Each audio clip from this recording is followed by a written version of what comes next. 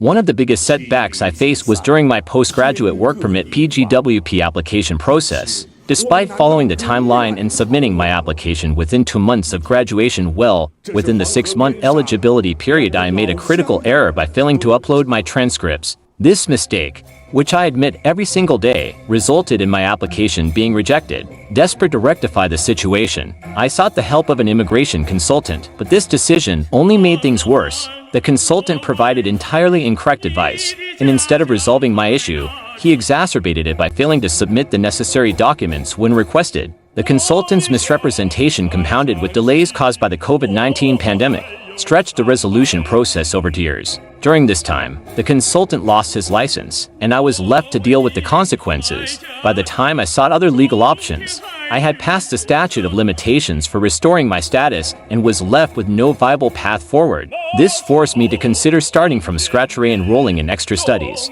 working limited hours, and essentially rebuilding my entire plan. The financial burden of this process has been immense. My parents, who have already sacrificed so much for me, had to sell their house just to ensure I could survive in Canada during the pandemic. Flights were grounded, and the farmer protests in India made it unsafe to travel for nearly a year. In the meantime, I had to focus on paying rent, buying food, and simply making it through each day. Despite these challenges, I remain committed to my aspiration. My ultimate goal is to become either a practicing doctor or a successful entrepreneur in the healthcare field.